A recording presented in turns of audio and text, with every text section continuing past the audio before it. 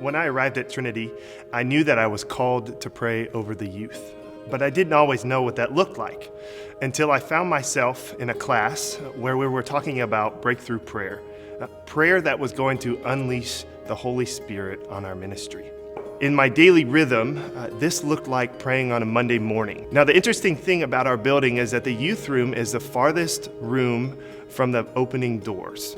And so as I walked from my office to the youth room, it became a chance for me to still my soul before I walked in. It started off by praying over the chairs. Rocky was telling us how he had come in and basically prayed, kind of like laying hands on the chairs. And I thought, okay, that's different. I haven't heard that before, but I'll go with it. This prayer looked like, God, just fill this seat with a student who needs to know who you are. The first week, every seat in the room was filled. I couldn't believe it. It had to be a God thing. The second week, I decided to get a little sneaky. I went up to the second floor and I took a chair from another room. Second week rolls along. Every seat in the room was filled. Before, I used to pray in generalities, and it was, God be with the kids, or it was, God, I hope kids show up tonight, or God, I hope, a broad, like, God, I hope big things happen.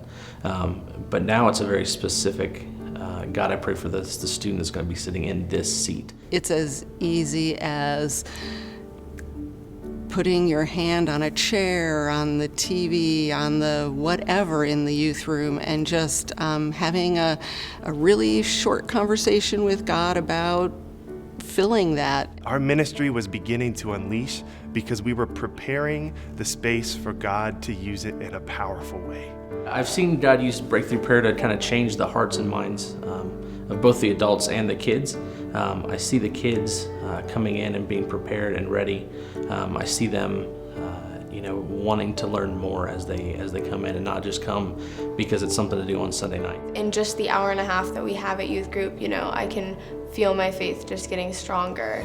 I know that our youth leaders have been praying over our youth group as a whole and over all of the kids that we have coming here. And I've seen how that's affected the group. We have so many more kids that are coming here and that are coming back, and they're actively seeking God. It's awesome to see all these people here growing in their faith together and strengthening their faith and just becoming closer to God as a group. In between the second and third week, we have an altar in our room, a place that I really never felt called to before. And I looked at the verse that was open, and it was Psalm 40, verse 5, became my mantra. It says, "Many, O Lord my God, are the wonders you have done. The things you planned for us. None can compare with you. Were I to speak and tell of your deeds, They would be too many to declare. The letter of James reminds us that the prayer of the righteous is powerful and effective. We're reminded that in the church, it is prayer that fuels the ministry and makes it possible for breakthroughs to be unleashed in the community. part of the interesting thing that I found when I went to the Bible and saw Psalm 40, verse 5 opened, was that when I went to highlight the verse, I had to knock the dust off first. I had to knock the dust off the page as if to say that the Bible was open. God was open to unleash, and he was waiting for me to step up and do so. And so when I think about prayer now on, it's first and foremost. It's our best form of preparation. And as I continue on in the church, I realize that this is a lesson that I'll carry with me for the rest of my career, for the rest of my call.